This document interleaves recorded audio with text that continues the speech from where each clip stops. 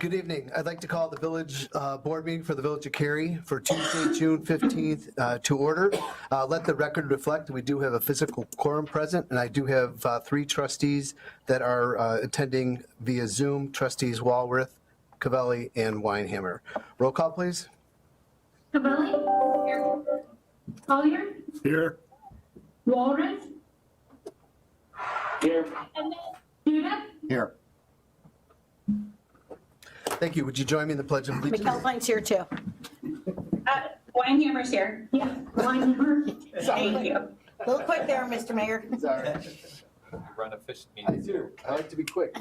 I pledge allegiance To the flag of the United States of America and to the republic for which it stands, one nation, under God, indivisible, with liberty and justice for all. Sorry about that. Didn't want to exclude anybody purposely here. No problem. Anyway, I'd like to open the forum to the public is invited to make an issue-oriented comment on any matter of public concern not otherwise on the agenda. I have some people here. Hey, Pat, could you see if, Chief, if there's a sign-in sheet, please? I understand you're here to address the village board. You can come on up. Just state your name and address for the record, please. Good evening, everyone. My name is Jackie Bohlendorf, and I live at 563 Enclave Drive.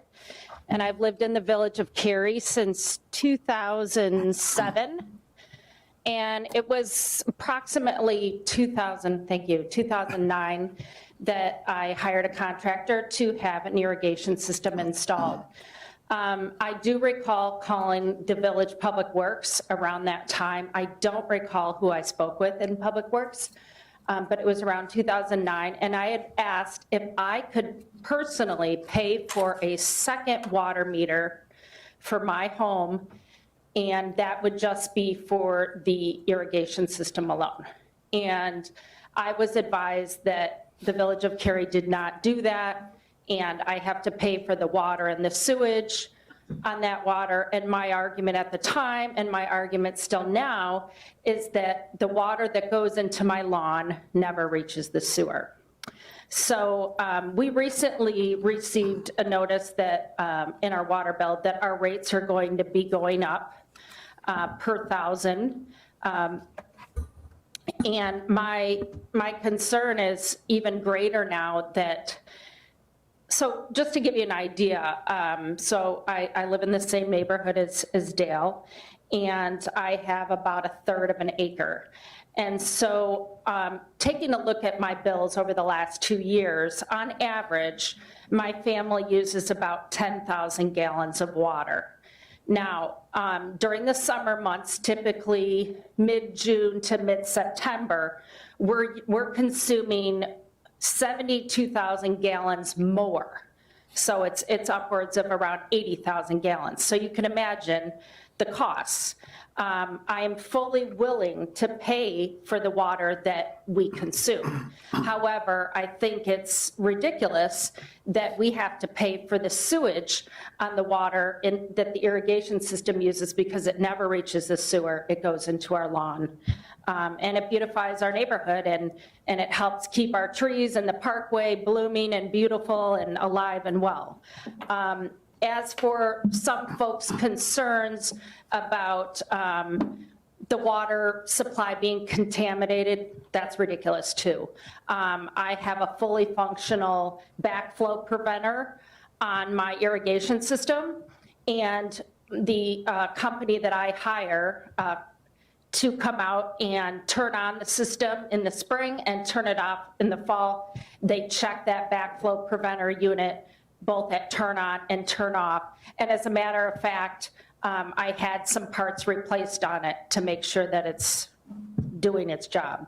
So I would just ask the board to take a closer look at allowing a homeowner to pay for a second meter and hire a plumber and have it inspected and follow the village protocol on whatever needs to be done. And I would just appreciate if you could look into that further. I just feel that the Public Works Department is just not being open-minded, not being flexible to the needs of some residents. So that's all I have. Thank you. Thank you very much. Appreciate your comments. Jim, next. Jamie?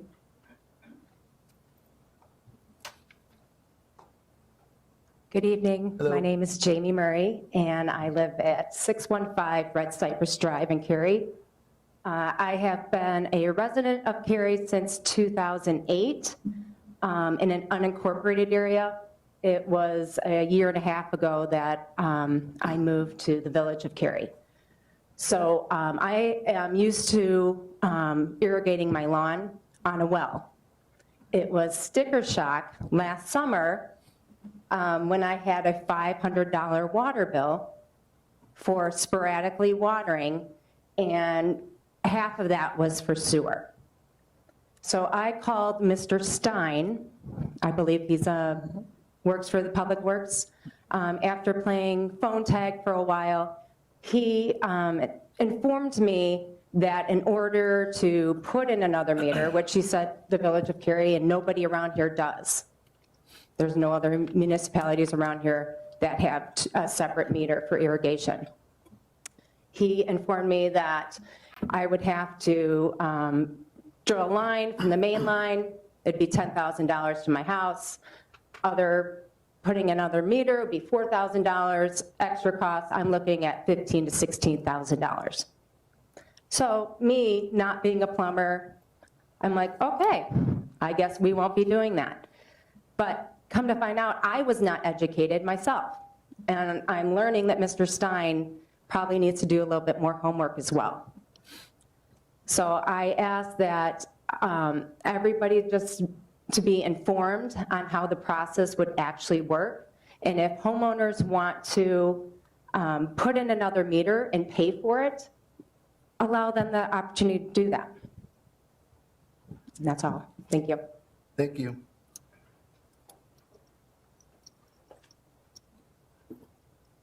Oh, yeah, one more. Good evening. I'm Jim Grieve. I am not a resident of your lovely community. I reside in Huntley. However, I was sitting on that side of the table for Huntley probably 30 years ago when we did adopt a policy that allowed residents a second water meter in which they would be billed only the water only for their irrigation or garden or whatever. I also know, I'm also familiar with the city of Elgin that does the same thing. There are numerous municipalities in Illinois and thousands across the country that have different procedures. So it's not, it's not a dinosaur. This is being done. I kind of got involved, well, initially, after Jamie called and told me what Mr. Stein told him. I'm a contractor, by the way. I've been doing this since I was 15 years old, so it's 52 years. Done sewer and water, land surveying, land development, construction. I mean, I'm very well versed on what's required here. And when she told me that John informed her that we needed to run a separate line, first of all, everything that goes into these homes nowadays is at least 1 inch, which is more than adequate to operate an irrigation system, which is typically designed for 15 gallons a minute. And then the rest of the house, I mean, a 1 inch line at very minimal pressure, 20, 30 PSI, will carry 37 gallons a minute. I don't know what your wells are producing, but I'm sure it's well above that. So after I kind of heard this from Jamie, I called John because I wanted to hear it firsthand. He told me the exact same thing. And I had to chuckle, and I just told John, I said, that's ludicrous. I said, first of all, I said, you're telling your residents, your taxpayers, your voters, your constituents that it's going to cost them $15,000, $16,000 in addition to the water that it's going to cost them to water the lawn. I just said, you're not, you need to think of your residents here. And I told them, I said, the other thing, I said, I didn't introduce myself, well, yeah, other than Jim Grieve, but I explained to John that I'm a contractor. I have the equipment, I have the wherewithal to do this for my daughters. I mean, I plow this facility, I plow your Metro lots, I do the same thing for Crystal Lake, I do the same thing for Huntley, we do Elgin Community. I have more than enough equipment to do this and to know how to do it.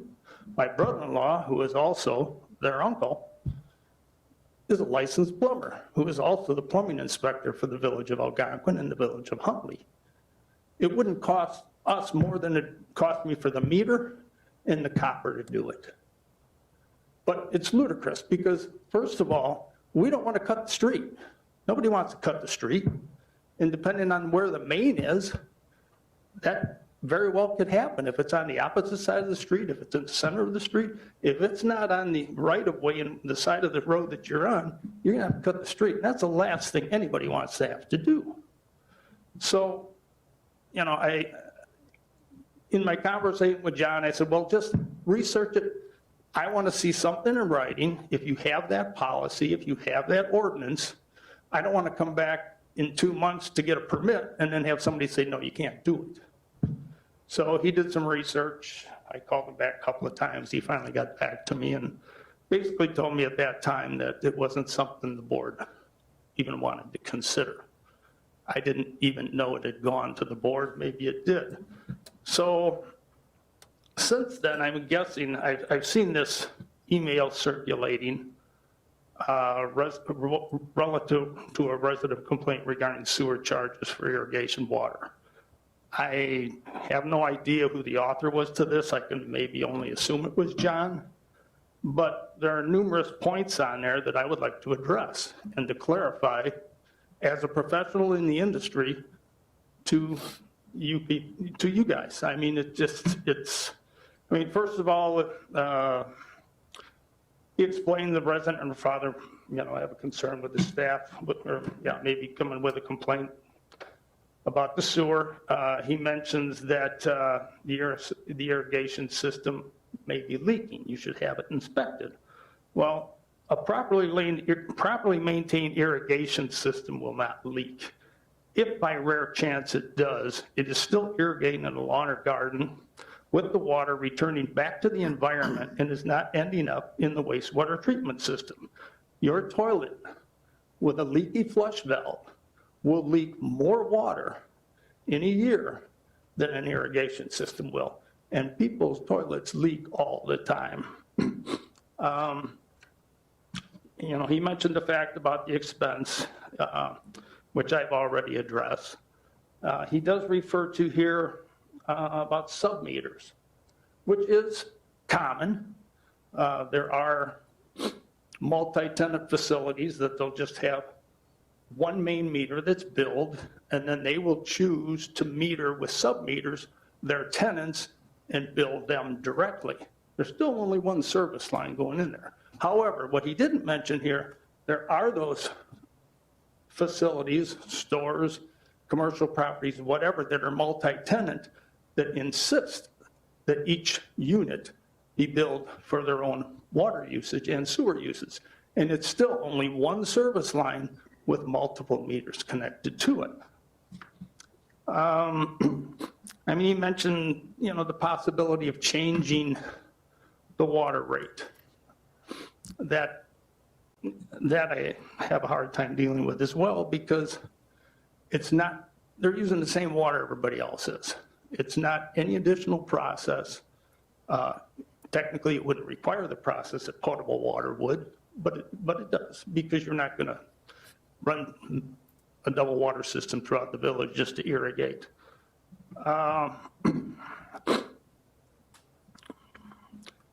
He mentions, he mentions the cost of a second meter, which Huntley, Elgin, everybody, they buy the village meter, so everything's in compliance, but it's the residents' price to pay. He mentioned a second backflow preventer. Any irrigation in this town that was legally installed has to have a second backflow preventer on it already. So that's already there. I mean, you're tying into the potable water system. You don't want water coming back out of the house or out of the irrigation system back into your water lines. 2 separate water billing accounts. I don't quite understand that. He does mention your software and that, and I don't have the knowledge to know what your software does or will do or can do. But by golly, with technology today, other cities are doing it. I mean, where there's a will, there's a way. It can be done.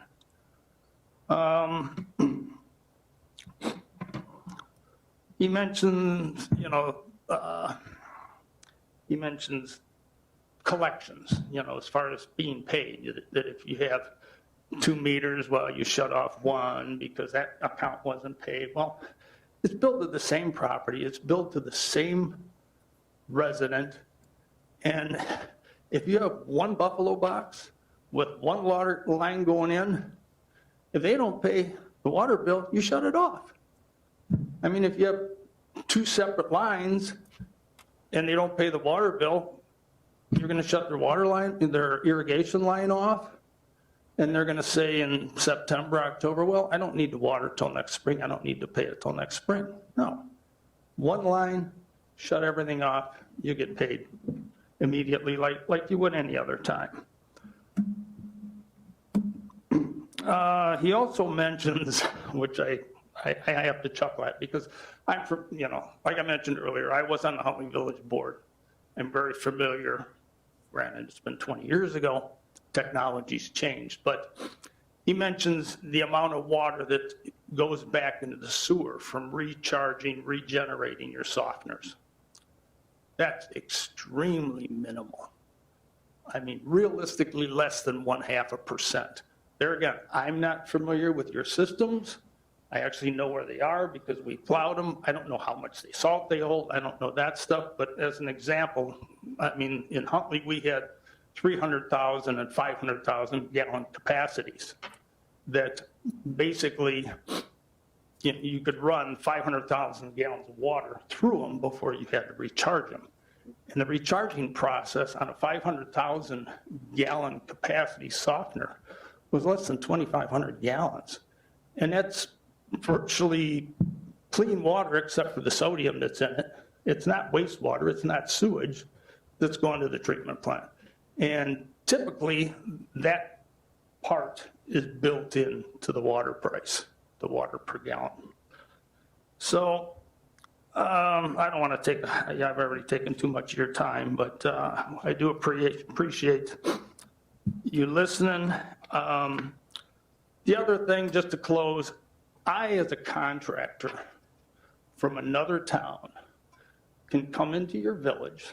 I can go down to Village Hall, give them a $1,000 deposit for a water meter, and I can hook it up to a fire hydrant on one of my projects and only pay for the water, not the sewer. I, as a contractor from another community, can also come into your town with a tank truck, go to your designated well, fill my truck, and pay only the cost of the water, not the sewer, and I can deliver it to whoever I want. They don't even have to be a resident. They don't even have to be a taxpayer. They don't even have to be one of your constituents. And I can make a profit on it. I mean, there's something that really needs to be looked at here. And I'm all for government and for what everybody does for it, but you guys are here, you're representing the people that put you here, your community, your constituents, your voters, your taxpayers. I mean, where's the equality? I, as an outsider, can come in and make money off your water, but yet you guys are wanting to make money off the residents for the sewer that they're not even using. Thank you very much. Thank you for your time.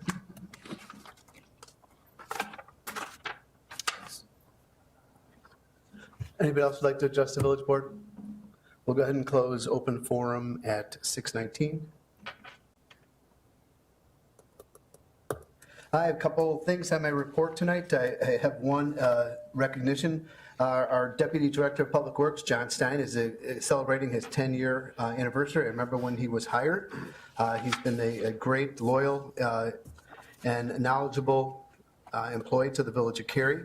I'll turn it over to Director Simmons for his comments. I'm sorry, Director Morimoto. I'm looking down at my iPad and it was like, and I saw. looking at you. Yeah, Yeah. I'm looking at you saying, sorry about that. Director Morimoto, I apologize. No problem. I'm glad to hear I wasn't reassigned. But thank you. Yes, we're very happy to celebrate Deputy Director Stein's 10-year anniversary. As you mentioned, over the years, he's definitely had a great impact and influence on the department, particularly in our water and sewer divisions. He is one of the rare dual certified operators in the state in both the wastewater treatment and drinking water operations. And he brings with, I won't embarrass him, the number of years experience, but we'll just say considerable experience in both those areas. And we appreciate all the efforts he's had, starting out as chief utility operator and contributing to the evolution and professionalization of our department and rising to the rank of deputy director. So again, thank you, John, for your 10 years, and we look forward to many more years to come. Thank you. We appreciate your service, John. Moving on, I have one proclamation, National Recreation and Parks Month, July 2021. Whereas parks and recreation areas generate opportunities for people to come together and experience a sense of community through fun recreational pursuits. And whereas parks, playgrounds, natural trails, open spaces, community and cultural centers, and historic sites make communities attractive and desirable places to live, work, play, and visit in a manner that contributes to our ongoing economic vitality. And whereas employees and volunteers in public parks and recreational facilities keep these parks and facilities clean, safe, and enjoyable for visitors, organize youth, adult, senior, family, and community activities, provide educational programming, advocate for more open space and better trails, and fundraise for local improvements. Therefore, I, Mark Kaunick, Mayor of the Village of Cary, do hereby proclaim July as Recreation and Parks Month in the Village of Cary, and encourage all citizens to celebrate healthy and active lifestyles by participating in their choice of recreational parks activities, dated this 15th day of June 2021. One other thing I do want to make comment on, we're fully open now in phase 5. It's great to say that. I have noticed that several of our restaurants and things, their servers are still utilizing masks, but the patrons are not required to do so. So as always, I advise people to be smart, use what's best for yourself, keep your hands clean. And if you're sick, just stay home. Take a pass on what's going on. So moving forward to trustee reports, I am not aware of anything at this point. Does anybody have anything that they'd like to report? Okay, we'll go ahead and move on to that. I will entertain a motion to approve consent agenda items number 1 through 10 as shown on the village's website and displayed on the video monitor during the village board meeting. So moved. Second. Roll call, please, Courtney? Student, Yes. McAlpine, Yes. Cabelli? Yes. Weinhammer? Yes. Collier? Yes. Walrus? Yes. We got everybody? Sorry, I wasn't paying attention that first time. Okay, now on to, it's kind of a big deal in the Village of Cary. I will entertain a motion to approve a resolution adopting the Downtown Cary Strategic Plan. So moved. Second. That was a tie. It was a tie. That's time. I'll go second. Okay. Director Simmons. Thank you, Mayor, Village Board. The request this evening is to review the proposed Downtown Cary Strategic Plan. As the board may be aware, the village applied for a grant through the Regional Transportation Authority Community Planning Program to assist with the development of this plan. For those that may not be aware of that program, it is a program that the RTA runs. They've had it for about 23 years or so now. That is available to local communities to help with planning efforts around transit agencies or transit functions. So they will, at times, will provide funding to assist with, like we did with this project, a local planning effort to develop a plan that would help improve or look at ways that you can encourage access to a transit facility, in this case, our Metro Transit Station downtown. They have in the program do provide other funding sources or types of programs that it can be utilized for, such as development focus groups, bring developers into a community to discuss, the types of hurdles that they see for getting projects or development done in their downtown. Or also, through the program, we'll provide grants for actually physical improvements in the downtown area. So throughout my career, I've actually worked on 3 separate applications. This is the first one here in Cary, but it's a very well-run program. Appreciate the RTA selecting the Village of Cary for this program. The majority of the funds for this project were through the RTA. It's an 80-20% match. So the majority of the project costs for this project were funded through the RTA. The Downtown Cary Strategic Plan primarily has a focus of the downtown. We're looking at, within the plan, how to encourage development or reinvestment in the core area of the community, which is generally the half-mile radius around the metro station, but with a particular focus on that first quarter mile, as that's generally how far an individual is willing to walk these days to access a transit station. Looking for ways in the plan to improve access to transit, both for looking for barriers that may prevent individuals from accessing our metro station, but also building upon the directives that we had existing within the Cary Comprehensive Plan to encourage continued investment in the community and development from that perspective. The project that team that was developed for this was led by the Lakota Group. They're a planning firm based out of the city of Chicago, and they had a team assembled with them of Sam Schwartz Engineering that helped with the traffic engineering and the walkability aspects of the plan, and also Goodwin Williams Group, which focused on the economic perspective as far as the real estate market and determining what would be appropriate for the downtown area. Just for the new board members, just a brief overview of the history of this project. The village submitted the application for the grant back in 2018. So it's been about 3 years time period to get to this point where we're at. We received an award from the RTA in early 2019 and went through that year with finalizing the terms of the what the project would be as far as what the vision would be for the plan. Went through the consultant selection process, finalized an agreement with the RTA for the project in spring of last year, and then through the last 13 months or so have been working on actually finalizing the plan. The plan was presented to the zoning board last week. It had favorable review from that board as well. Some good discussion at that meeting, and then tonight we're presenting it for your consideration and adoption here this evening. To develop the plan, we had put together a steering committee that helped guided the plan as far as throughout the process. That committee was comprised of a wide range of individuals, including a couple of board members, included membership from RTA, Metro, and PACE to provide feedback from transit agencies and that would have access to this area in the community. We had a membership from School District 26 due to the Maplewood property being within this area. As a large property owner, we thought it was worthwhile to have membership from the school district on the committee, including the zoning board, some downtown property owners and business owners, and also Chamber of Commerce and members of the Economic Development Task Force for the village. So a wide scope of individuals participated throughout the process. We had very involved public input process.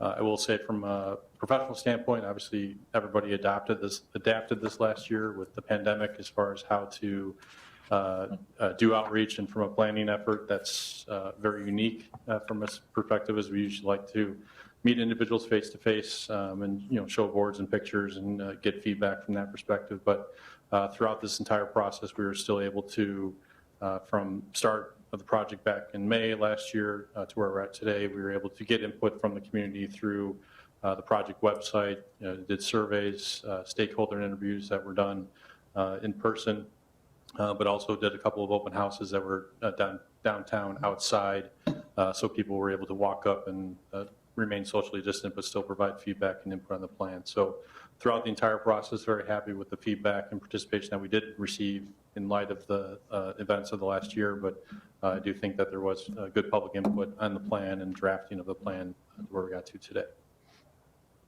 So for tonight's discussion, just wanted to present the plan for the board's consideration and hopefully approval and adoption this evening as well.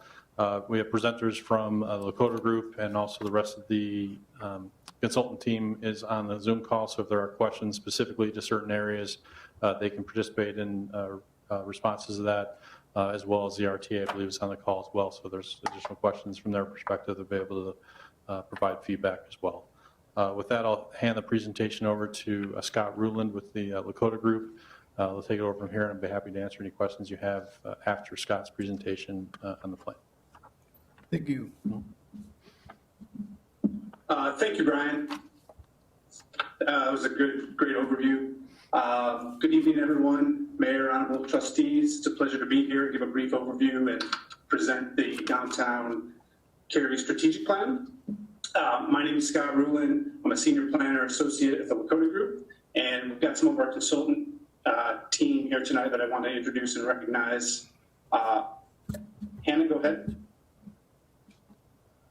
Hi everyone, I'm Hannah Bader with the Lakota Group, and I'm an associate who's been working on this project, and very excited to see it presented to you guys. Great, thank you. And Linda and Kristen from Goodman Williams.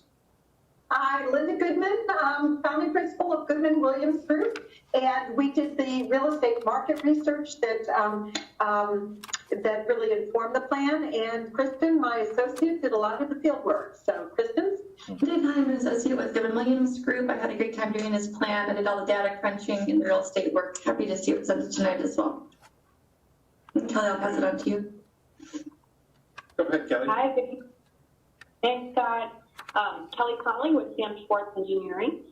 Happy to be in front of you this evening and answer any questions specifically on the components that relate to transportation, access to transit, and walkability in the downtown. Great, thank you. And then I want to recognize Michael Horsting with the RTA is also with us. Yeah, good evening, everybody. Michael Horsting, and we're just really pleased to partner with the Village of Cary on this project. Brian did a great job of describing the program and why we partner with different municipalities, so I'll just leave it at that and we can get right into the presentation. But happy to answer questions later on. Great, thank you. And I will go ahead and share my screen to go through a presentation. Brian touched on some things. I'll go into a little bit more detail on some others as they relate to the plan itself.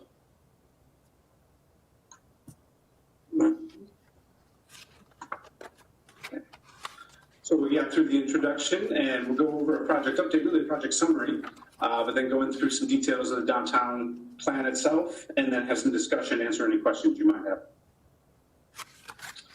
So just a quick recap. Brian touched on some of this. We had a 3-phase process. The first phase completed with the State of the Downtown report, but really our existing conditions, our engagement phase, led right into envisioning, which created all those great concepts that we were able to produce and generate some ideas and some different ways to look at and think about the downtown. And then obviously phase 3 is the plan itself, and we're happy to bring it forward to you this evening, along with its implementation section as well. An engagement summary, I'll just echo Brian's comments. He gave a great overview. We're really pleased how the engagement went for the project and the response that we received from village residents, and then the fact that we're able to have some in-person interaction and outdoor workshops in a safe environment. So we're really pleased with the engagement that we got and how it also influenced the plan. I'll go over the goal and strategy framework first. It all starts with a vision. And the vision was kind of culminated through just our engagement with the community, the things we heard, the project objectives, the things we saw and talked to different people about.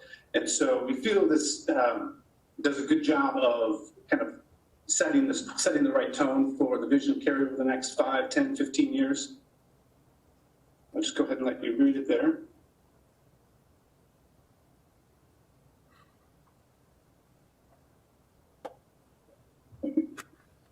really focused on the metro station and then kind of creating a place with the character that's there.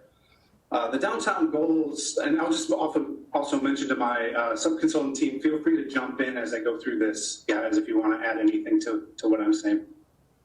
But the goals were really organized kind of through the three consultants' areas of expertise. So the first one was related to the Cary's market position and the real estate kind of development framework and the local market, but then also the regional market influences. And so we looked at it from that aspect, and that includes housing as well, and how to use those forces to kind of create a vibrant and active downtown.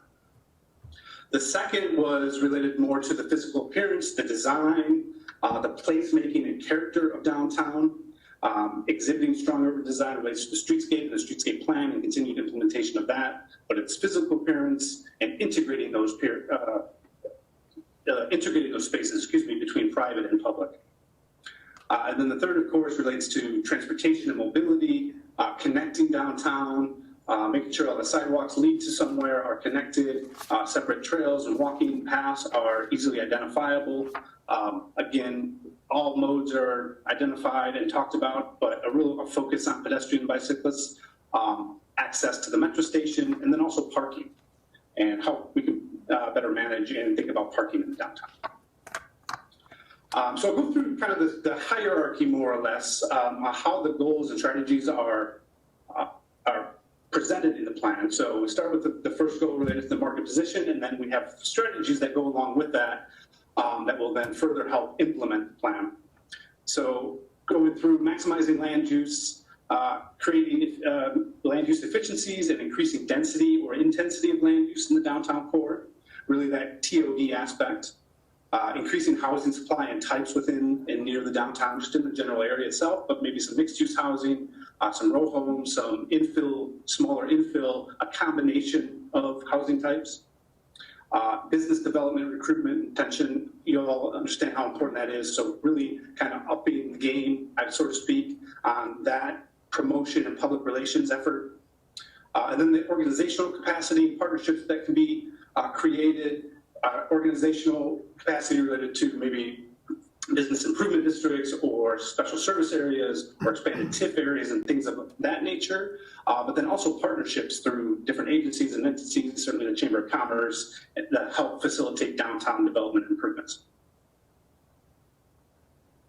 The second then, again, related to physical appearance and design character, compatibility, land use, and not only land use compatibility, but development compatibility, relating to the existing character and scale of downtown, but then also infill development where it makes sense, being strategic to infill, again, housing, mixed-use development, and helping to do that while also achieving multiple objectives. Outdoor spaces, this is one of the big things we heard throughout the entire process from the community was the lack of community space or the need for greater community space. It was certainly brought on by the pandemic.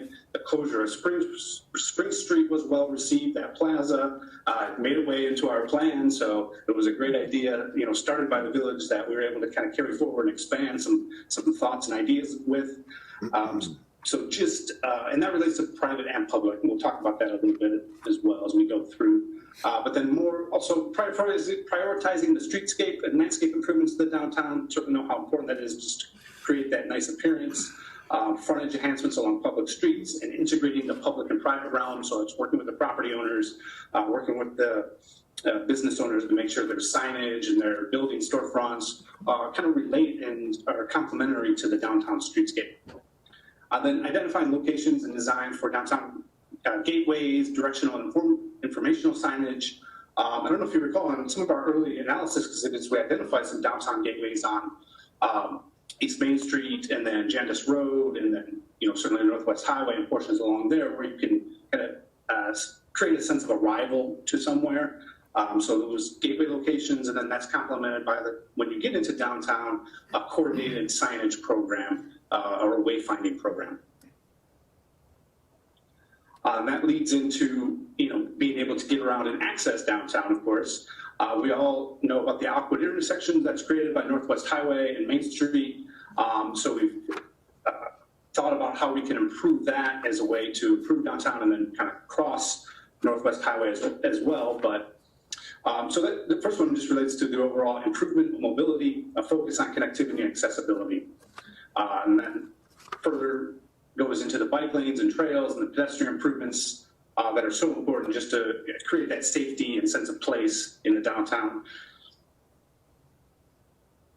The last two on the transportation focus, the metro station improvements, facilitating access improvements for paced vehicles, and then also pedestrians, bicyclists, bike racks and bike facilities, and then also, private vehicles as well, for parking. And that gets to a downtown parking supply, a long-term management program that really works in hand with metro parking that's available and how that's managed. I'm going to go into just a little bit of detail on a couple of these, just to give you the flavor of how this hierarchy works and how this all kind of funnels down into the implementation. We're giving you first the goal and then the strategy, and now here are the actions. Here are the specific things that we're giving ideas to do, to put into place, to implement, to kind of achieve the objectives of these goals. So first, these two relate to development principles and design guidelines. Those are more policy approaches to how you're going to review and evaluate development in the downtown. Those are what we would call low-hanging fruit, things that could be implemented a little bit more sooner. They're in the village's control. Really just comes down to staff time, to be frank about it, as Brian certainly can understand. And then the strategy 2, of course, and then the outdoor spaces, again, the action. So we get examples for public spaces and plazas, what that could mean. We've come up with some just generic terms, but it's really just to identify spaces and think about them differently and how they can be utilized to interact with the public. And here's the example we were talking about with the community spaces in Spring Street. So this is, West Main Street. This is the concept 2, where we have some infill development, and then this is Spring Street, where we show the plaza as a more formalized space, and then what we call Train Depot Plaza, where the former train depot will be removed. You have a larger space to do a larger community gathering area that can be designed as a separate space, and then in a way combined, where for larger community events, these two spaces could then be blocked off, the street could be blocked off, and you really have something large, and I think something special there. And then this is just a visualization of some improvements. This is the kind of existing conditions or the before shot on a nice summer day in downtown Cary. But if some improvements in the future are implemented in the streetscape plan, and then maybe a building improvement, and then other public or private improvements, again, integrating the public and the private realm, it could maybe look like something like this. Some of these are pretty straightforward, could be striping and decorative improvements on the pavement, landscape planters, signage, to more elaborate, plazas and small patio areas for the brewery, and then certainly a larger investment on the former, where there's a parking lot now, on the building here on the bank site, the BMO. Excellent. So the first part of that was the goal and the strategy framework, the actions that you'll see go into the implementation. This is the graphic part of it and more of the urban design framework and bringing in the development aspects to it. So this is the overview. I understand there's a lot going on this page, but this is just kind of shows it from a quick snapshot. If you have a bird's eye view, this is the blue is the metro station. There's the Main Street, and then the Northwest Highway. The tracks are here. This is the Maplewood School site out here with perhaps some medium density and even higher density development in certain locations, but infill housing again.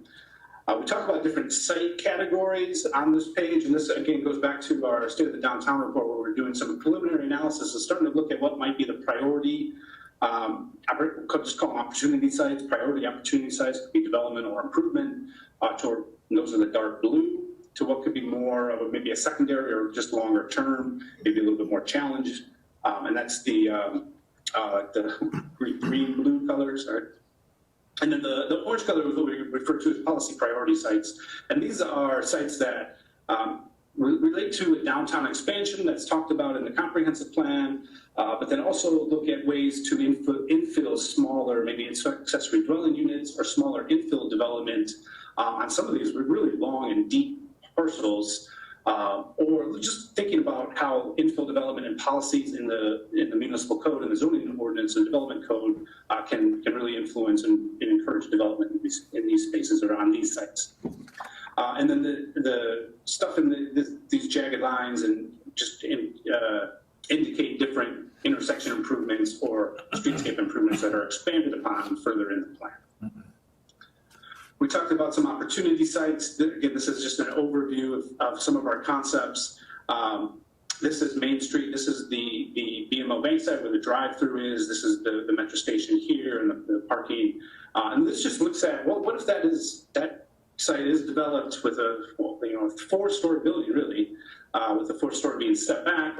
The red indicates what would be commercial, and the brown or the yellow indicates what would be a residential use. So that's how we differentiate or show types of use. So the red would refer to commercial. But then infill development, again, on some of these longer, deep lots, these ideas take partnerships and outreach and consensus, of course. But the key here, I think, is linking what we kept referring to, linking the downtown to the development of the Maplewood site. We're thinking, in time that there will be something on this site and residential in character and in use. And so linking that and making that strong connection into the metro station from that is very important. And Scott, this is Linda Goodman. If I could just jump in for 1 minute. Yeah. And I think as you're talking about residential, I think one of the important things that we heard from the community and we saw from the market is that additional residential could appeal to a variety of market segments. Seniors who want to stay in the village but give up their house, and younger families who might want the townhomes as they move to Cary, and then young professionals who single or with roommate or whatever. So I think the idea that increasingly Cary could and downtown Cary would be attractive to a variety of market segments is what's really supporting the residential market downtown. Great, thank you, Linda. And that's a great point. We talk about that specifically in the plan, these targeted demographics and trying to match the housing types for what we see coming into Cary in the coming years. That's an excellent point. And so just to give you, again, the flavor, so I won't go into all of this detail, but this is how the plan is laid out. The concept is shown graphically, and then the next page explains what the concept is and what it's about, and what there's different options for different sites, of course, and then it gives that aerial view as well.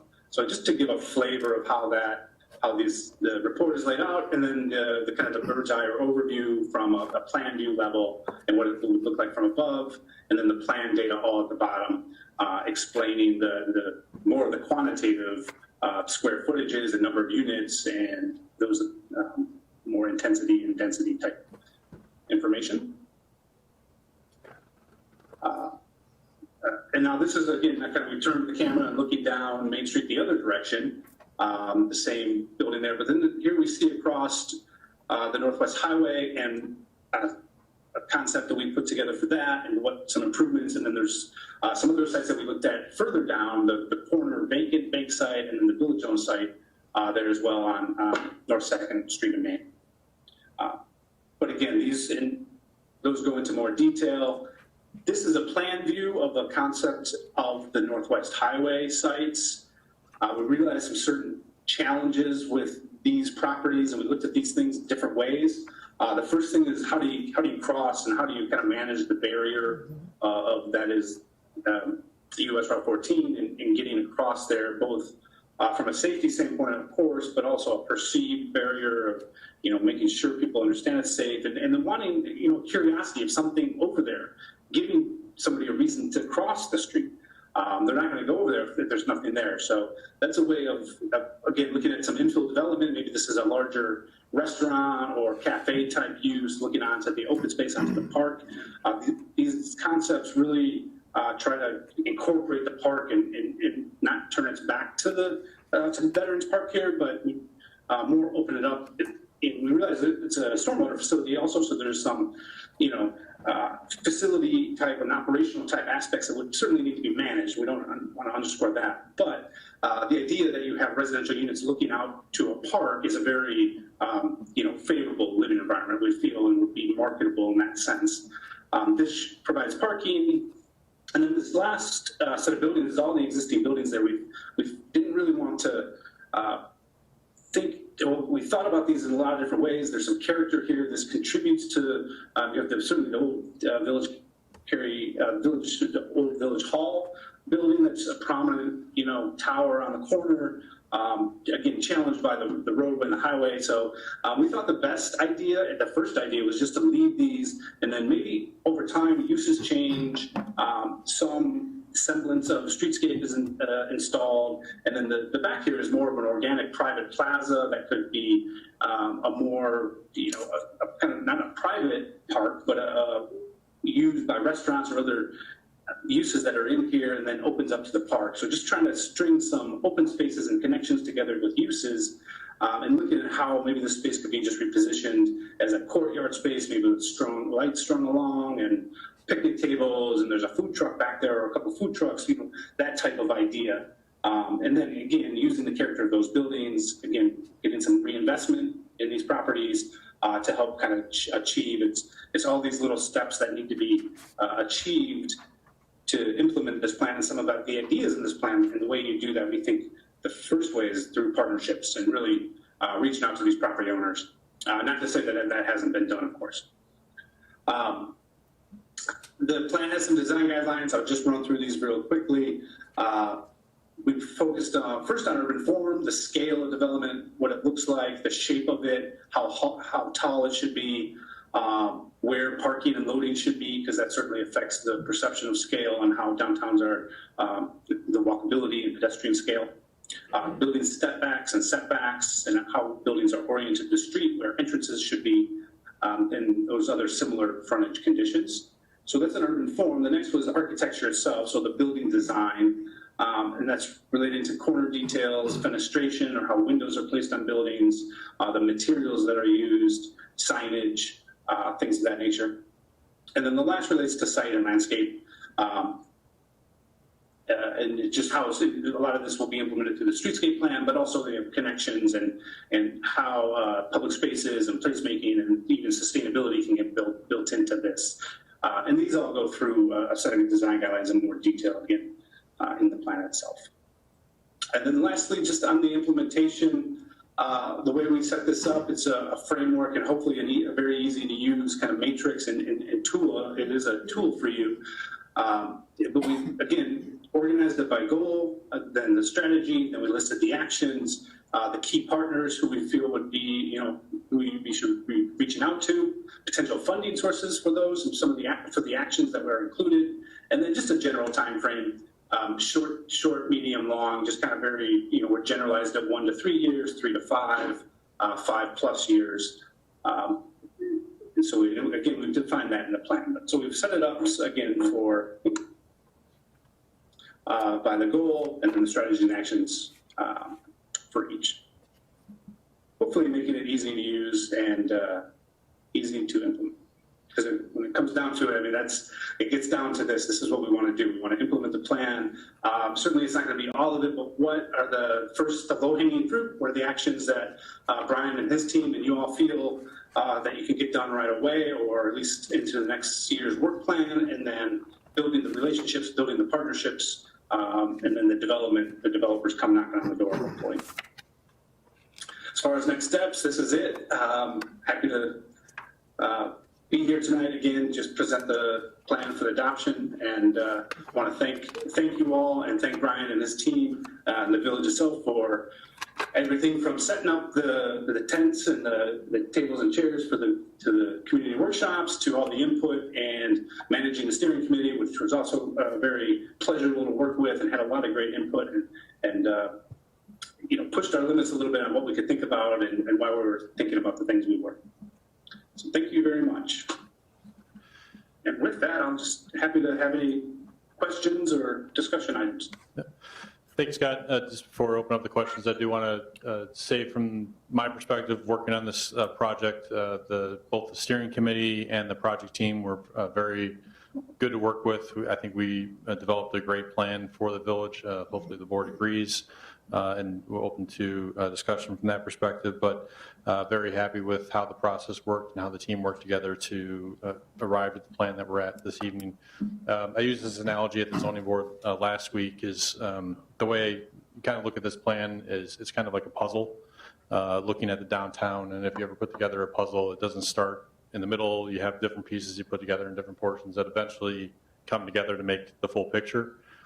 So as you implement this plan going forward, certain pieces of the plan may be implemented first versus other areas that eventually will start to make that picture start to take shape and eventually, be finalized for the entire downtown as you get further along. So overall, very happy with where we're at this point and very willing to this evening present the plan to you for your consideration and happy to answer any questions you may have. Thank you, Brian. Any comments from the village board? Trustee Weinhammer here. Can you hear me? Yes. Yep. So thanks for putting all this together. I just wanted to say I really liked concept 3 that you guys are talking about. It's something that I haven't thought of and I don't think was shown to us before by the old Village Hall on Route 14. I like the apartments that you wanted to put there. And I like that it backs up to Veterans Park, I believe it's called.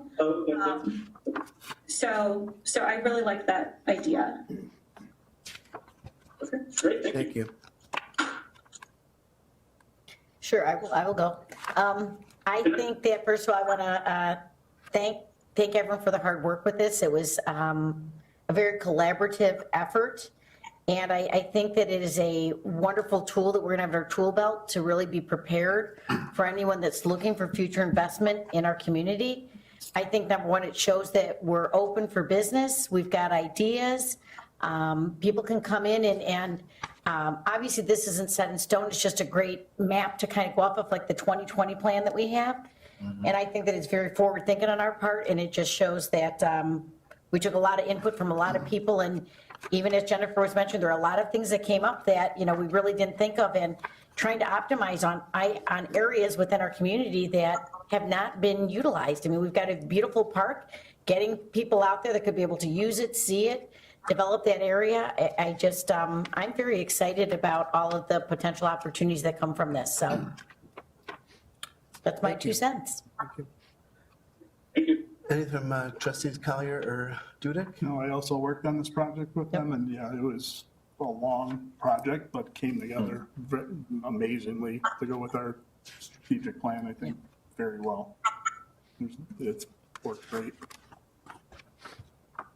I was surprised that we started looking back on that 2018, I think, when you said the date to start When was. we applied for that grant, I thought this was last year. So, yeah. It's been a few years, yeah. It has Lots been a of- It was a while. long time. Yeah. Trustee Dudek, do you have any comments? Yeah, I defer to Trustee Cavelli first, and she's been involved in this longer than I do, because I do have some comments, so. Sure. Do you have Trustee anything Cavelli, else do you have right any now? comments? I would just say I think the project was very nicely done, and thank you for everyone for your hard work. Thank you.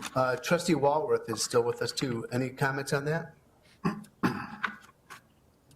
love the plan. I think you all know it's one of the genesis of my wanting to be part of all this, and kudos to Brian and all the staff of Lakota.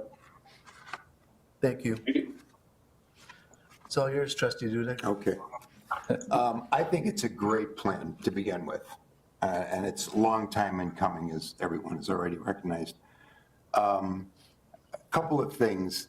The plan was started before Maplewood was under contract. And to me, Maplewood going under contract and potentially being redeveloped, if I was a planner, I'd almost start there. They didn't have that opportunity because that wasn't in play at the time. So I guess I would first just comment back to the team on the phone that I think Maplewood being under contract impacts almost every aspect of what they have over here in one form or another. Yeah. And because it wasn't under contract, then perhaps there wasn't maybe as much emphasis on it, time spent on it, as perhaps there could be now as sort of second update or something like that to the report. So that's one thing. Another thing that every time I've looked at this, and even when I was on the board previously, I've thought of, and it's been mentioned before, not so much the straightening of Northwest Highway, because that's been talked about for a long, long time. But I'm wondering, have the planners ever looked at the closing of Main Street at the tracks as part of this plan, so that Main Street from High Street to the tracks could be pedestrian friendly? No cars, just all pedestrians. To me, that curve is, as is recognized in this report, one of our most challenging and dangerous intersections. It could be eliminated and maybe relocated. I get it, it's awful expensive, and you got a lot of bodies you have to put together to do that. But everything in this report is, I don't want to say everything, but there's a lot of pie in the sky, great concepts, and without concepts, you never get anywhere. So I applaud all the work. When you're thinking this much out of the box, why not incorporate an entrance into town that eliminates the entrance at Main Street and 14? And could there be another place to put it so that you could have pedestrian-friendly, roughly 2 blocks, let's say? So that's a piece I just wanted to add, because I don't read about that anywhere in here, and I don't know if it was ever commented on in any of the sessions you had. Yeah, I can speak to that. I don't think we explored closing that intersection just due to the access into the downtown that it provides from the north side of Route 14 and the tracks, and that, how individuals are able to get to the downtown. Basically, we focused on that intersection looking more at the pedestrian level of it as far as what the comfort level is for an individual that wants to walk to the downtown area from the north side of the tracks and crossing 14 to get to that area. Looking at it still as an important connection for commuters that want to access the downtown area. They may come from the northeast through that area. But as far as closing it down, it wasn't something that we had to explore, but certainly as an aspect of, if that's something that you wanted to explore further, you can see what the impacts of that could be on the downtown and the development of the area. I think overall, there is very, as you mentioned, pie in the sky type aspect is looking at it from a perspective of what is the potential here and what potentially could happen. Obviously, the development community has to agree that there is that potential here. And that I think what was presented through the consultant team from both the Dakota Group and Goodwin Williams with their market assessment, I don't think that the concepts they presented are way out of reach for what the Village of Cary could see. I think it's very well done as far as what the market can take and what the village can handle from a development perspective. And it's just trying to find the right partner in the development community to help see that vision through. I think too, just to add on that, Trustee Dudek, the question about closing down Main Street or that access, and certainly that would be a bold step. And if I reflect back to when we had conversations through the comprehensive planning process, like Brian said, it wasn't a part of our discussions here, but through the comp plan process, I know that there were conversations about that. And a lot of what we heard and what I've heard in my time here is just the keeping the downtown, the historic nature of it, the small scale, and relocating that main access point, then you're developing kind of this newer downtown and losing that historic feel then too. That's what you see when you come in. And so it was explored a little bit through the comprehensive planning process, and just decided for that it was a little bit too, different than what the community was looking for. And as Brian said, we didn't push it here. I think some where my thoughts were coming from, Jake, was as I watched earlier in the year, the presentations on Maplewood from the last developer that was here. There's a lot of conversation that was had about the other roadway that would parallel the tracks and go out. So there's been that conversation about another method to get into downtown. And if Maplewood develops with a significant amount of density, which is, who knows, right? We don't know where that's going to end up. Then that other access into the downtown area is going to be essential. So, you know, in my head, I see the beautiful pictures that they incorporate into the plan from a variety of communities, some of which I'm sure people here have driven through and have seen. And you go into communities where they have dead-end streets with big planters and trees and, you know, what we did on High Street. I mean, people obviously gravitated to that being closed off, or Spring Street rather, in the summertime. So, you know, pedestrian-only place in downtown, I think would go over very well. It's just a question of how do you move in and out. So I get it, it's a little bit out there, but I'm asking the question of the consultants because that's part of their job. They have to think out into the future. Well, just a couple of comments. I mean, it's an incredible opportunity for the village. I love the, you know, as Trustee Dudek said, like the pie in the sky. But Brian hit on a very key element to this whole thing is what's the development community looking at? What do they think is the most viable thing to do? And I think you drive through a lot of these other communities that are around, this is what's happening. This is what they're doing. They are looking at opportunities in urban areas. And Jake and I go back and forth about this all the time. Yeah, we're in suburban Chicago, but we have an urban flair to our community. We have a very vibrant downtown, and we need to continue to nurture that and to what is going to bring people into our downtown.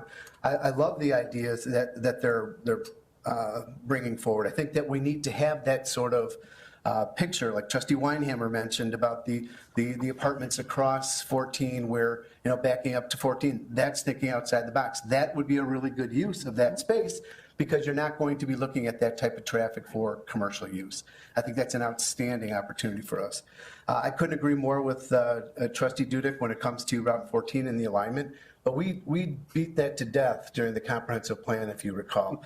And we did come up with what we thought would be a viable solution was kind of straightening out that road, kind of making it a T intersection.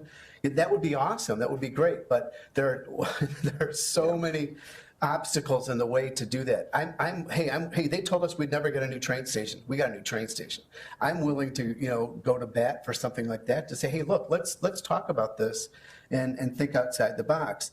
I think Brian and your team and Scott with Lakota and his subcontractors, they did a really good opportunity. It gives us, you know, the viability that we need, and to say that when we have a developer come, you know, we've got a great comprehensive plan that we continue to change. We look at things as they come and we will change. You know, we've taken the steps and gone through the expense as well with our UDO. All of this comes into play. And now that we have this, I mean, every kind of a seminar or things that I think I mention this all the time, but it bears repeating. Every opportunity that I get to hear about how people deal with downtown, this is what they talk about. If you have a thriving downtown, the rest of your community will thrive. And I think we're hitting the points here, and I think that we have an opportunity to present ourselves, and it will give Brian more tools in his toolbox when somebody comes to the village and says, hey, what is the village board going to approve? What are they looking for? You know, what is the community? And I think that what's exciting, and I have to thank Trustee Collier and Trustee McAlpine for participating in this. It was a great deal of time that you spent in this, but it's worth it. You know, we've spent a lot of time with our community. We've spent a lot of time listening to, I've gone to the open houses, and people are thrilled that we're even taking these steps to consider these things. So we have the support. The people that came were overwhelmingly supportive of what the vision that we have. And sure, there's going to be people that are going to be doubters, and there's people that are going to challenge these things, but it's an educational thing. So I think that, you know, I'm pleased as I've gone through this thing many different times through the whole process. Jake and I have spent a lot of time going through this and, you know, how this is all going to come together to serve our residents and our businesses, and how it's going to reflect the village of Cary into the future. You know, we want to preserve our historical charm and things, but at that time, we've got to be able to, you know, fan the flames of progress in the way that we can best reflect the way Cary is. So I'll stop chatting away here, but I could talk about Cary all day long, but these are really great ideas, and I appreciate the hard work that went into this and putting together this plan. I'm for one very thankful, and I'm excited about adopting this. That's exciting. So does anybody else have anything they'd like to contribute to this or add in? This is Trustee Whitehammer again. Hello? You guys can hear me? Yes, ma'am. Okay, listening to Trustee Dudek and what he was saying, I know that I do agree with him, and I know it is definitely thinking way out of the box because I have never even thought about anything like that before. But just thinking about, as he suggested, to all the accidents that have been there, and then with allowing, traffic to go down High Street, I really liked that idea, and I know that wasn't incorporated into the plan, but as he's saying, pie in the sky, all that, I just think that's something that we should maybe think about or talk about. Thank you. Anything else from any other trustees? Brian, did you have any closing remarks? No, again, to summarize, I think was very happy with how the process went. Obviously, it was a different year that we had this past year in developing the plan, but was very happy with the responsiveness of the consultant team, also the transit agencies that participated, and the work of the steering committee to get us to where we're at today. I think. And of course, a big thank you to the RTA. Yes. For providing the funding. I mean, they have proven to be really big partners with the Village of Cary. They are excited about the direction that we're going, and they're excited to be part of that. So I do thank them for helping us out with this. Trustee Dudek? Just one final question. What's the next step? What happens next? What is Lakota's involvement going forward? So next steps would be that the plan's basically adopted for the village, similar to what we did with the comprehensive plan. It's now a document that we have, as a tool that we have that we can utilize to go forward. Lakota's contract for this project is up with the delivery of this plan, but certainly if there's a need for us to partner with them or the consultant team on other projects, we can do so on an ad hoc basis from that perspective, or that basically the framework that's provided here gives us a blueprint to go forward and start doing these things. So it'll be not everything all at once. There will be different pieces that come in. Obviously, Maplewood's under contract. That may be the first piece that comes forward, but there are other elements that we can grab from low-hanging fruit to start to develop the plan and the vision for the downtown. Well, I'm sorry, Mayor. The exciting part is we've already started too on some of this implementation. I guess at our meeting here a few minutes ago, we approved the demolition of the train station. Yep. So as a part of the plan, it was talking about wanting to add more plaza space. And so we're actually starting to work on that right now. The visioning, Scott from Lakota had shown the potential that the ale house could have. Is there outdoor seating there? And we've started to have conversations with some of those businesses about potentially doing that. And so the wheels are turning, Spring Street. And so we're excited about this. I know I am. I know Brian is. I know the rest of our staff is excited. And we're going to start implementing some things here in downtown. Right. And just to, tie it up that, you saw pieces of this with the potential developer from Maplewood, which I found very, we talked about this when we were first shown the site plan and that stuff. I mean, this is going to be a document that we're going to be able to use in all of these situations. And what I think Scott mentioned too during his presentation is this will be a great document to use with encouraging owner investment in existing properties. And I think that if they see that we're serious about this and that we want to do this and what's going to, I know for a fact, I'm going to hear from, if somebody that looks, some of these businesses in town look at this and see their building gone, I'm like, well, it's not like what we're going to do, but these are things that we can do. And these are types of the facilities or facades or what we're looking to do. And is this something that you'd like to do? And how can we help you do that? So I think that the next steps are up to us and to encourage the development and working with Brian and his team when somebody comes to the Village of Cary, making sure that they're aware of all these, I call them these 3 key documents now that we have. So it's a clear vision of what this board is looking for. So anything else from anybody? I want to make sure everybody is heard here. All right, Courtney, roll call, please. Weinhammer? Yes.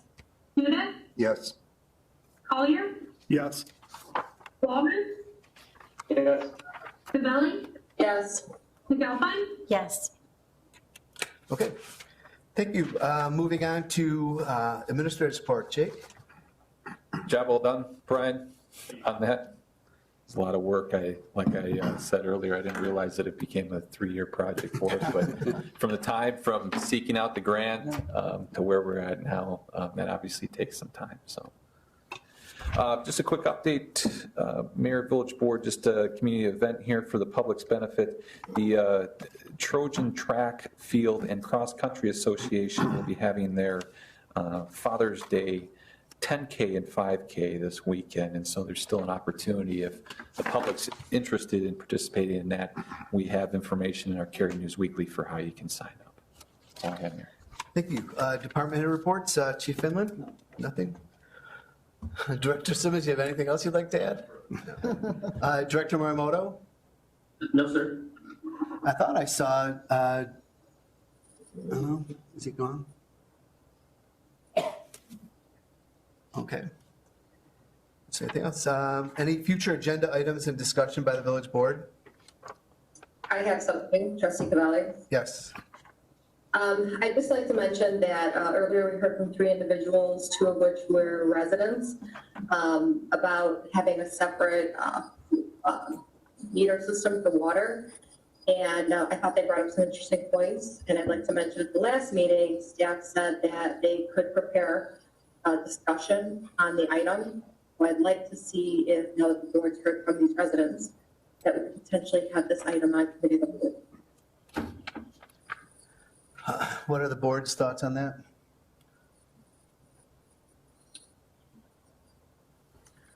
Trustee Weinhammer here. I'm open to learning more and finding additional information.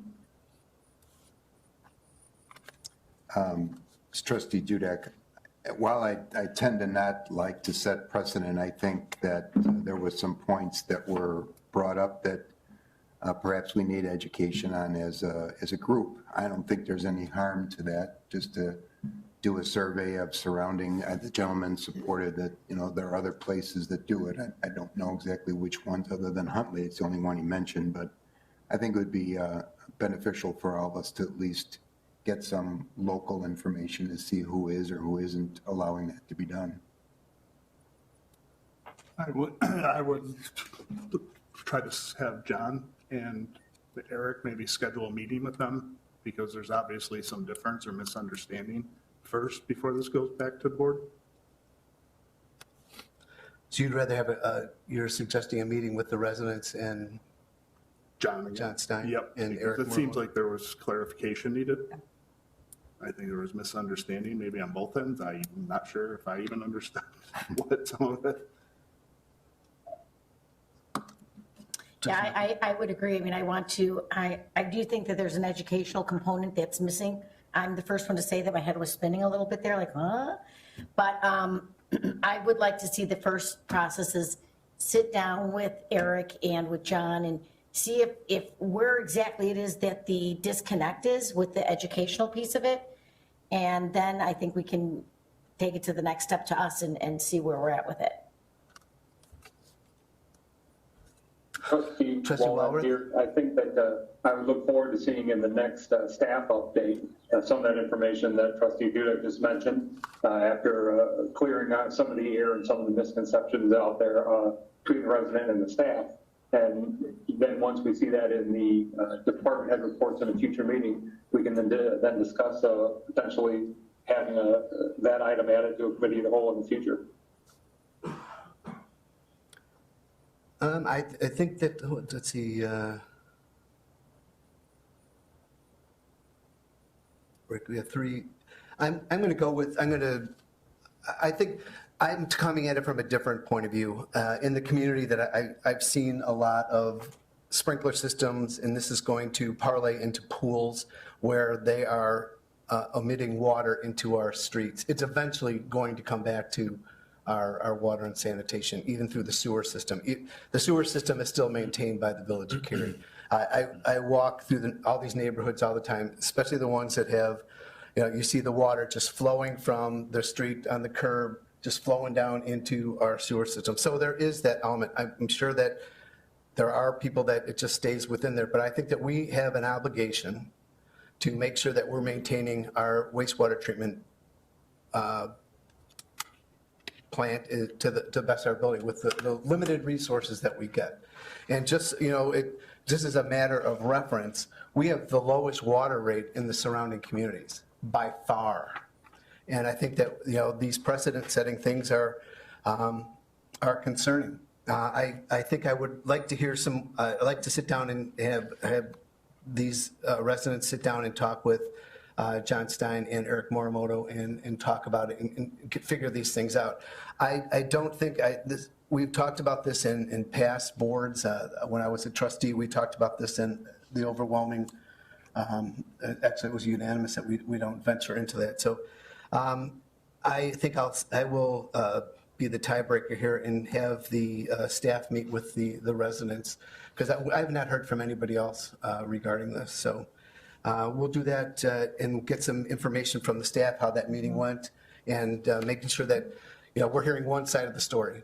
I don't know. I was not present. I was not part of the communications with Mr. Stein. I value his opinion and what he had said. I'd like to hear what he has to say before we go into a full-blown meeting. So for Trustee Cavelli, we'll get back to this. We'll have staff check with these people and return a report to the trustees. Is there anybody else that would like to bring anything to the future agenda and discussion by the village board?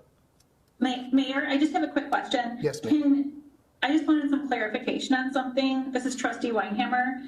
Did they already meet with and speak with staff and talk to them in person and through email? I'm just trying to understand if that was already done or if it hasn't been done yet. Well, I think there's some from how I took away from this and having conversations with Administrator Reif during this whole process. There's been emails, there's been phone conversations. There has not been like I had mentioned last meeting, I would like to sit down and talk with the residents about this and, make sure that they're looking at things through our eyes as well, not just what they're saying. Yeah, the gentleman that made this presentation had some interesting concepts, but I don't necessarily know if that's the best thing for the Village of Cary. So I would love to have staff sit down. If they need me to be participating in that meeting, I absolutely would. But I don't think there has been a physical meeting with these residents. And I'm assuming that all three of these people are related. Yes. I'm guessing that they're all related. So, son and two daughters. I mean, the dad and two daughters. There have been, from my understanding, phone conversations with the resident. To answer your question, Trustee Weinhammer, I'm not aware of, physical face-to-face meetings at all that have occurred. I just know as an individual, the more I learn about anything in life and the more I'm educated about something, the more I'm possibly open to it. I mean, even Maplewood's an example. Here's another example here. I would definitely like to be able to be open to learning about this, just so that we are educated as a board for anybody in the future who even wants to come through and forward and discuss this. So that's my request for wanting it, is to be educated as well about it. So I am asking just to be educated about it. Yeah, we will be. I think that's what's going to happen. The staff is going to put together a report with all the facts with regarding this. So, and there will be a report to the trustees. Right. You will be informed. Just to make sure that I'm clear here. So the direction is for us to try to meet with the property owners, and from a report standpoint, what is the board looking for? Well, I can just say that, I felt like there's a lot of things that were contradictory to each other. When Mr. Grieve was speaking, he was indicating that the email said one thing and yet that wasn't accurate. So to me, I think that's where the education component comes in, that which one's accurate? What information is accurate? How does all of these different things interrelate? And I think that we need some of those things clarified. Because I felt that it was muddy at best. And this is trustee Cavelli again, and that's why I think a committee of the whole discussion is good, because at that point you have an active discussion. You have an active discussion with staff, and you can have an active discussion with anyone else that may take a different stance on it. Whereas if we get a static report, all we're reading is a static report. It doesn't give you that chance to ask questions, to communicate. I'm just surprised that it's just this difficult to get a discussion item. I'm not asking for us to move forward with it. I'm just simply asking to have a discussion on it. If I can interject, this is trustee Walrath. I think that if we refer back to our last board meeting, if I recall correctly, Jake mentioned that staff had polled individual trustees, and at that time there was no flavor from the trustees, from the majority of the trustees, for a discussion. So I think we are being open by directing staff to investigate what trustee McAlpine called inconsistencies or irregularities between some cost items. So I think that a staff report just on exactly what policy is, exactly what the request is, and what surrounding communities are doing would be beneficial for us, and that could be presented in the standard staff report back to the trustees for us to review. I agree.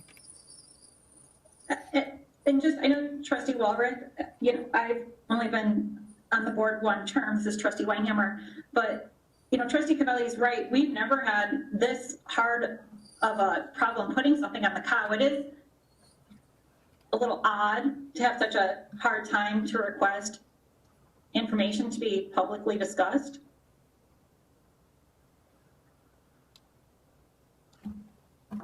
Especially at the last meeting where staff has said, Jake mentioned, staff is prepared to have this discussion. So I'm surprised that this is just this difficult of a topic to have just the discussion on. I'm just surprised by it. I understand and I hear what you're saying, but I have a majority of the village board that would like to have a staff report presented before it goes to the committee of the whole. That's just how I'm interpreting it, and this is what the facts are presenting. I'm anxious to hear. There was I'd like to know some clarification. This gentleman brought up some information that was interesting, and we'll follow up with staff and find out exactly what, we'll get some clarification, and we'll follow up with the board for the next steps. I will entertain a motion to adjourn. So moved. Second. Roll call, Courtney, please. Me? Yes. I didn't know what she said, sorry. Walrath? Yeah, there we go. Yes. Weinhammer? Yes. Collier? Yes. Dudek? Yes. Cavelli? Yes. Thank you. We'll return in just a few minutes with the committee.